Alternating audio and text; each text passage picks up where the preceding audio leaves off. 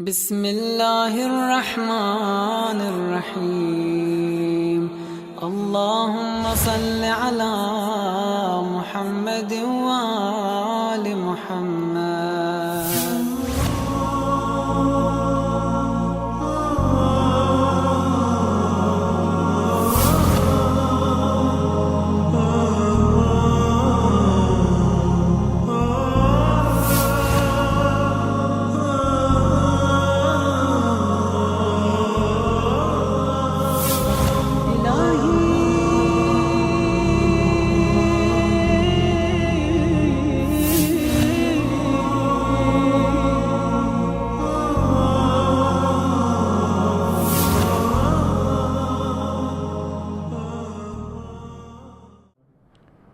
أعوذ بالله السميع العليم من الشيطان اللعين الرجيم. بسم الله الرحمن الرحيم. الحمد لله رب العالمين ولا حول ولا قوة إلا بالله العلي العظيم. وصلى الله على سيدنا محمد وآل بيته الطيبين الطاهرين وصحبه المنتجبين. Mes chers frères et sœurs, assalamu alaikum wa rahmatullahi ta'ala wa barakatuh. Nous sommes bien sûr dans le cadre de l'enseignement de la jurisprudence islamique, al-fiqh, et nous étions dans le cadre de l'adoration. Nous sommes arrivés à la prière commune et la prière faite en commun.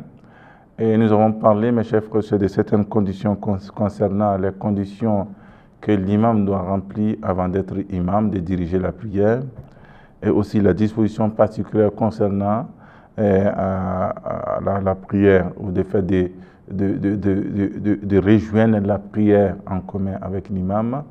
Et nous avons dit que nous pouvons dire que nous avons essayé de rejoindre l'imam à une rakat lorsque nous avons essayé de trouver l'imam en état de génuflexion. Et nous sommes partis en génuflexion avec lui et se lever ensemble à partir de la guidance, à partir de le fait que l'imam puisse nous guider dans la prière. Et étant bien dans la génuflexion, que l'imam nous guide de la génuflexion à la station d'arrêt, et après nous partons, chers frères et sœurs, à la prosternation. Donc dans ce cadre-là, on peut dire que nous avons atteint réellement, ou on a permis nous avons rejoint une rakat avec l'imam. Pas seulement qu'on peut aussi manquer la fatiha, on peut manquer la sourate qui peut venir après, mais lorsque on rejoint l'imam en état de génuflexion, est parti avec lui, s'est levé avec l'imam, et nous avons eu un rakat donc dans ce cadre-là. Nous avons essayé, mes chers frères et sœurs, de vous parler dans la séance passée concernant les différentes façons de rejoindre la prière en commun. C'est-à-dire qu'il y a plusieurs façons, et celui qui vient en rakat pour venir rejoindre l'imam en état de génuflexion et faire la génuflexion avec l'imam, oui, il a rejoint, il a eu un rakat. Mais il y a encore d'autres différentes façons de rejoindre l'imam dans les rakats, et qu'est-ce qu'il faut faire avec cela. Et nous allons essayer, mes chers frères et sœurs, de vous parler de ces points. Concernant, mes chers frères et sœurs, on parle de la prière en commun. Il y a aussi des prières, il est dit que pendant la lecture, celui qui rejoint l'imam pendant qu'il est en train de lire, et qu'est-ce qu'il doit faire? Le ma'amoun ne récite pas la fatiha ni la sourate, il accomplit cependant le reste des rites en compagnie de l'imam. Donc tu as rejoint, ça c'est une manière de rejoindre, parce qu'il a déjà fait le takbiratul ihram avant que vous veniez lui rejoindre réellement dans la prière. Donc mes chers frères et sœurs, il est demandé alors de ne pas réciter la fatiha ni la sourate après l'imam, mais dans les autres actes, vous devez accompagner l'imam, et aussi dans les dhikr, dans la génuflexion, ou aussi dans la prosternation, vous devez essayer de réciter ces dhikrs, Inch'Allah. Nous avons aussi ce cas pendant la génuflexion. Là, c'était dans le cas, il est dans l'arrêt, mais vous l'avez trouvé en train de lire la Fatiha. Et celui qui trouve l'imam dans la génuflexion, il accomplit la génuflexion aussi que le reste des actes de la prière en accompagnant l'officiant ou l'imam. Donc, mes chers frères et sœurs, cela est tout à fait clair lorsqu'on trouve l'imam en étant en train de lire la Fatiha ou dans la génuflexion. Il accompagne l'imam dans la génuflexion et les autres actes de la prière. Donc, il a eu un rakat, donc on parle d'accompagner l'imam, dont il ne doit pas rembourser ni la Fatiha ni les autres sourates, mais puisqu'il a trouvé l'imam en étant de génuflexion, c'est comme s'il avait trouvé avec l'imam un rakat complet. Alors, il y a encore de différentes façons de rejoindre l'imam, et nous allons essayer en deuxième rakat. Celui qui a rejoint l'imam en deuxième rakat, là c'était le premier rakat. On n'a pas assez de problème en cela, mais celui qui a rejoint l'imam en deuxième rakat, qu'est-ce qu'il doit faire? Pendant la lecture, le ma'moun ne récite pas la Fatiha, oui, ni la sourate, il accomplit cependant le kunut avec l'imam. Il accomplit le kunut avec l'imam, la génuflexion, le récit de tashahhud. Il doit aussi accompagner l'imam aussi dans le tashahhud parce que le tashahhud est fait à la fin du deuxième rakat, étant assis. Donc il y a cela, mes chers frères et sœurs, le rang se redresse à moitié par précaution et accomplissant une autre rakat si la prière était deux rakats. Si la prière était deux rakats, il accomplit une autre rakat, mes chers frères et sœurs. Et si pendant que l'officiant est en troisième, mes chers frères et sœurs, et cela, il récite alors la Fatiha et la sourate d'après, quoique pendant ce temps, l'officiant récite les quatre tasbih, et aussi quand l'officiant finit le troisième rakat et se lève pour la prosternation. Vous voyez, quelqu'un qui retrouve l'imam dans la troisième rakat, il doit essayer de réciter aussi parce qu'il s'agit de sa première rakat. Oui, il récite la Fatiha et les autres, étant bien que l'officiant, l'imam, est en train de faire le tasbih, etc., et continue dans ce sens-là. Le rang doit rester assis après le deux prosternations pour réciter le tashahhud. Il doit rester, puisqu'il est troisième rakat. Donc, mes chers frères et sœurs, l'imam doit s'asseoir en quatrième rakat. Lui, il doit s'asseoir, mais de façon, soit avec l'imam totalement, de l'accompagner dans le tashahhud, après qu'il se lève et fait la récitation du troisième rakat, pendant que l'officiant prononce le tashahhud à la salutation finale pour, mes chers frères et sœurs, clore la prière au dernier rakat. Le rang s'élève et accomplit une rakat. Alors, troisième rakat, vous trouvez l'imam, c'est-à-dire que vous récitez la Fatiha avec l'imam, etc. Deuxième rakat, etc. Et vous faites quatrième rakat, il s'assoit. Et vous vous asseyez avec l'imam et faire le tashahhud pour l'accompagner. Et mais étant bien entre l'état n'est pas assis, étant un peu debout, pas tellement assis avec l'imam, il est demandé cela. Et enfin de se lever pour la deuxième rakat, mes chers frères et sœurs, et cela est très important. Si c'est la troisième rakat, vous faites les deux rakats avec l'imam. L'imam fait tasbih, vous faites la Fatiha et les autres sourates. Et alors que l'imam finit, mes chers frères et sœurs, s'il finit de faire le tashahhud, vous ne faites pas le salam, vous vous levez pour faire les deux autres rakats. Ça, c'est dans le cadre que vous trouvez l'imam, mes chers frères et sœurs, dans le deuxième rakat et au troisième rakat. Pendant la génuflexion, mes chers frères et sœurs, lorsque vous trouvez l'imam dans la génuflexion, il accomplit la génuflexion en compagnie de l'officiant et continue, mes chers frères et sœurs, au troisième rakat continue. Donc, mes chers frères et sœurs, il est tout à fait clair lorsqu'on parle de la génuflexion.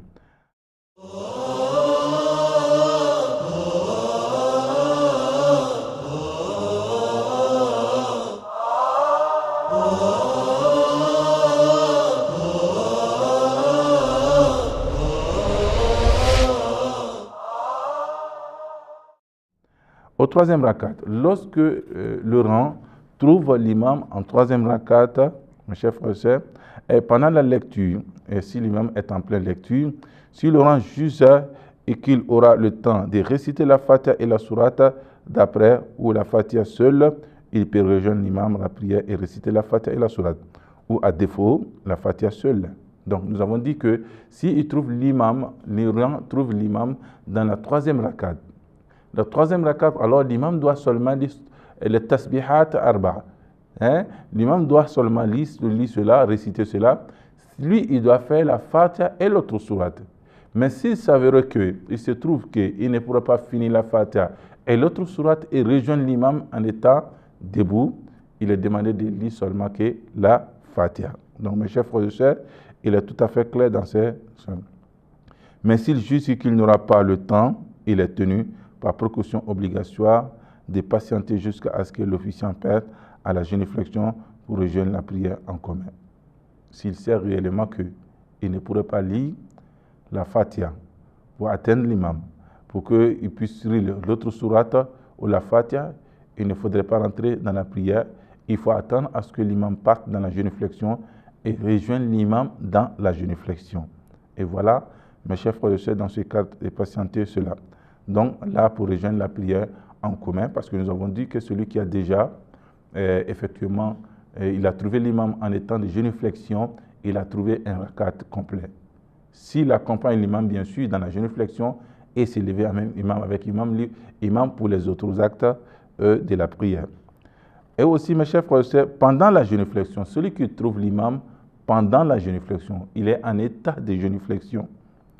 Ayant joint, mes chers frères et sœurs, la prière en commun en la génuflexion, il accomplit en compagnie de l'officiant sans qu'il soit nécessaire de réciter la Fatiha et la Sourate. Non, ce n'est pas nécessaire. Alors, dans ce cas de réciter la Fatiha et la Sourate, mes chers frères et sœurs, il doit aller rejoindre directement l'imam en étant de génuflexion. Et quant au reste de la prière, on l'accomplit de façon qu'il a été expliqué auparavant. Lorsque vous voulez alors les restes de la prière, même si vous ne récitez pas la Fatiha et la Sourate après, vous rejoignez l'imam en état de génuflexion, mes chers frères et sœurs, il n'y a aucun problème, vous continuez dans ce sens-là et cela ne va pas compliquer, ne va pas créer des inconvénients pour la prière. Nous avons aussi, mes chers frères et sœurs, au 4e rakat, quelqu'un qui vient rejoindre l'imam en 4e rakat pendant la lecture, que l'imam est en train de faire la lecture. Et cette partie est régie par la même disposition qui est régie de façon à joindre l'imam dans la première comme en 3e rakat. Vous voyez, lorsque vous retrouvez l'imam en 3e rakat, c'est la même chose. Vous retrouvez en 3e rakat, mes chers frères et sœurs, vous devez lire la Fatiha et la Sourate. Et que si vous sentez réellement que le temps est très peu pour lire la Sourate et la Fatiha, vous voulez seulement que la Fatiha. Si le temps encore très peu, mes chers frères et sœurs, vous attendez que l'imam parte à la génuflexion et vous le rejoignez dans la génuflexion et vous avez le rakat. Seulement avec cette différence qu'au moment où l'officiant s'assoit pour réciter le tashahhud, la salutation finale au dernier rakat, le rang peut s'élever à continuer sa prière seul. Vous voyez, si l'imam s'assoit pour faire le tashahhud et taslim et la salutation finale, mes chers frères et sœurs, alors le rang s'élève pour continuer sa prière, achever sa prière. Et s'il s'agit de 4 rakats, il fait les 4 rakats normalement. Et donc, c'est ce qui est en réalité la différence entre 3e rakat et 4e rakat. 3e rakat, on continue avec l'imam jusqu'au 4e rakat. Mais ici, là, on continue sur l'imam s'assoit pour la récitation de tashahhud ou la récitation de taslim finale, la salutation finale. Alors, nous levons pour continuer et la prière. Et c'est ce qui est la grande différence, mes chers frères et sœurs, dans ces cas-là. Donc, on parle de 4e rakat dans ce cas précis. Pendant la génuflexion, lorsqu'on trouve l'imam pendant la génuflexion, le ma'moum accomplit la génuflexion et la prosternation en compagnie de l'officiant. On doit accompagner à la prosternation avec l'imam, comme on l'avait expliqué auparavant, qui est maintenant en 4e rakat et le rang au 3e rakat, et le reste de la prière, tel qu'est expliqué plus tôt. Et il doit continuer le reste de la prière comme nous l'avons expliqué. Cela n'est pas tellement compliqué. Il suffit d'apprêter un peu d'attention sur les points que nous avons essayé de dire. Alors, nous avons des dispositions particulières dans la prière en commun, mes chers frères et sœurs. Il est important que nous puissions notifier ces dispositions, Inch'Allah. Et nous avons, mes chers frères et sœurs, lorsqu'on parle effectivement de la prière en commun, pendant que l'officiant dirige une prière quotidienne, l'imam, lorsqu'il dirige une prière quotidienne, on peut le rejoindre et accomplir avec n'importe quelle prière quotidienne par conséquent. On peut le rejoindre, mes chers frères et sœurs, pendant qu'il est en train de diriger une prière. Si l'imam est en train d'officier la prière après-midi, le ma'moun peut le joindre à accomplir la prière midi avec lui. Ou si la prière en commun vient à commencer, alors qu'il lui a déjà accompli celle de midi, mes chers frères et sœurs, il peut rejoindre l'assemblée et accomplir la prière de midi pour accomplir en leur compagnie la prière d'après-midi. Ça dit que quoi? Mes chers frères et sœurs, l'imam est en prière de Dhuhr. Et vous avez trouvé l'imam en prière de Dhuhr et vous l'avez déjà prié prière de Dhuhr et vous voulez accompagner, ça dit que faire la prière de Asr avec l'imam, et il n'y a pas aussi problème, mes chers frères et sœurs, que vous puissiez faire accomplir la prière de Asr avec l'imam. Le ma'moum peut accomplir sa prière de rattrapage en compagnie d'un imam qui officie la prière d'acquittement, voire les autres prières quotidiennes. Vous avez une prière à rattraper, vous trouvez l'imam en train de faire la prière en commun, vous pouvez vous joindre à l'imam, même s'il s'agit de prières de Dhuhr, prières de Asr, vous vous joignez à l'imam et vous faites la prière normalement. Et mes chers frères et sœurs, vous pouvez rattraper la prière de Isha avec l'imam dans la prière de Dhuhr. Il n'y a pas de problème. Il peut rattraper la prière de l'aube en compagnie d'un imam qui officie la prière de midi. Il n'y a pas de problème en cela. Et il y a aussi, mes chers frères et sœurs, le troisième point, l'organisation de la prière en commun requiert la présence de 2 personnes au minimum. Si vous voulez faire la prière en commun, ça demande seulement 2 personnes au minimum. 2 personnes au minimum. Et là, on parle ici de la prière en commun. Donc, l'un doit être l'officiant et l'autre le ma'moun. Excepté dans la prière de vendredi, la prière de la fête et la rupture, la prière de rupture et la prière de la fête du sacrifice. Donc, non, c'est les 2 personnes seulement que c'est dans le cas des prières obligatoires quotidiennes.